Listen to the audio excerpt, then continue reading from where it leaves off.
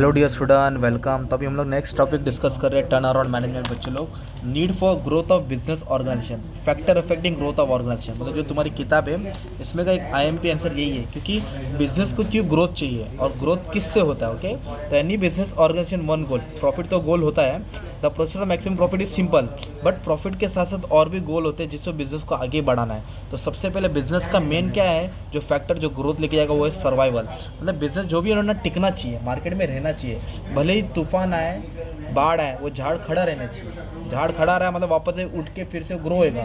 तो survival is important part, क्योंकि survive करेगा तो ही मार्केट आगे जाएगा, राइट। तो कंपटीशन आते जाता रहता है, पर मेन मार्केट का हिस्सा क्या है, कंपनी को क्या करना चाहिए, सर्वाइव करना है। सर्वाइव मतलब नए नए कुछ भी है पर अपना बिजनेस टिकना चाहिए। जैसे नोकिया आउट ऑफ द एक मार्केट हो गया ना, अभी नोकिया मोबाइल बिक रहा है, क्या सैमसंग आ गया ना। Survival is important. ओके, फिर इकोनॉमीज ऑफ स्केल।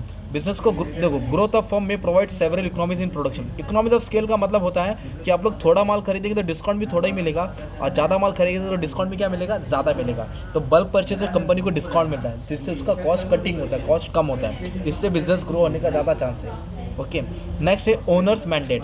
ओनर्स लोग क्या होता है, जब बिजनेस में प्रॉफिट होता है ना तो लोग उड़ाते हैं, ढाबा जाते हैं, खत्म करते हैं। पर कुछ ओनर्स का माइंडसेट अलग रहता है, वो बिजनेस में पैसा री इन्वेस्ट करते हैं। क्या करते हैं, जैसे अपना रिलायंस ले लो ना, पैसा कमा रहा है, प्रॉफिट री इन्वेस्ट करके नई कंपनी खरीदता है, फिर कमाता फिर नई कंपनी। इससे क्या होता है, बिजनेस ग्रो डाइवर्सिफाई हो रहा है। तो ये भी ओनर्स का माइंड भी डिपेंड करता है क्या सोचा है।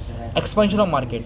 देखो, जो बिजनेस कंटिन्यू चल रहा है, जो प्रेजेंट बिजनेस है, उसका अगर मार्केट में डिमांड बढ़ रहा है तो उसको क्या करना चाहिए, मार्केट को एक्सपांड करना चाहिए, न्यू न्यू मार्केट को कैप्चर करना चाहिए। जितना मार्केट कैप्चर होगा उतना बिजनेस ग्रो होगा, उतना डिमांड बढ़ेगा, उतना सेल्स बढ़ेगा, उतना प्रॉफिट बढ़ेगा, बिजनेस सर्वाइवल पॉसिबल होगा, राइट। और जो भी लेटेस्ट टेक्नोलॉजी आती है, बिजनेस को उसको अडॉप्ट करना चाहिए, लेके आना चाहिए, इनोवेशन को एक्सेप्ट करना चाहिए। अगर इनोवेशन को एक्सेप्ट नहीं करेंगे तो आउट ऑफ द मार्केट हो जाएंगे। लेटेस्ट टेक्नोलॉजी को एक्सेप्ट करना चाहिए।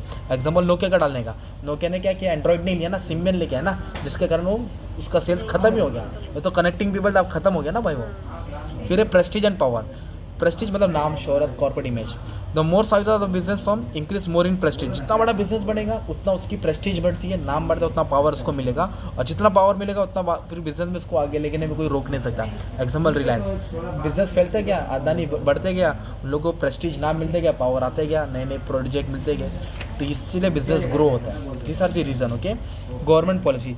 अगर हमारा जो भी इकोनॉमी में गवर्नमेंट रूल्स एंड रेगुलेशन बनाता है रिलेटेड टू बिजनेस, अगर बिजनेसमैन को क्या करना है, पॉलिसी को फॉलो करना है, उसके अगेंस्ट नहीं जाना है। गवर्नमेंट रूल्स एंड रेगुलेशन लगा देगा, थप्पा मार देगा, रोक टोक कर देगा, बिजनेस रुक जाएगा। तो गवर्नमेंट पॉलिसी के हिसाब में चलना है, दायरा, टैक्स चोरी नहीं करना, करप्शन नहीं करना। ओके, सेल्फ सफिशिएंसी क्या है, सेल्फ सफिशिएंट का मतलब होता है अपने पैर पर खुद खड़े रहना। कंपनी के पास इतना रिसोर्स होना चाहिए कि मार्केट में कुछ भी हो जाए कि अपने बिजनेस को आगे लेके जा सके। Some firm grows to become self sufficient, मतलब उनके पास रिजर्व एंड सरप्लस ज़्यादा रहता है, प्रॉफिट कमाती है, थोड़ा पैसा जमा करके रखती है, क्योंकि फ्यूचर में इमरजेंसी अनसर्टेनिटी से आ गया तो पैसा काम आएगा ना यार। तो इसके कारण बिजनेस और अच्छे से बढ़ता है, रेपुटेशन मिलता है, और एफिशिएंटली काम करता है, मतलब कम खर्चे में ज़्यादा फायदा होता है। ओके, फिर डिमांड, सप्लाई, मनी, बैंकिंग, ये सही चीज़ के कारण कंपनी अलग से मार्केट झेल सकता है ना। तो कंपनी में कुछ भी है, बिजनेस ग्रो होएगा। तो बिजनेस ग्रो होने के लिए प्रॉफिट तो आता है, पर साथ साथ में ये सब चीज़ का भी ध्यान देना पड़ता है। ये था तुम्हारा क्वेश्चन, क्या था, ग्रोथ फॉर बिजनेस ऑर्गेनाइजेशन। ये फैक्टर्स है जो बिजनेस को ग्रोथ के अंजाम या मंजिल तक पहुंचाता है। Thank you.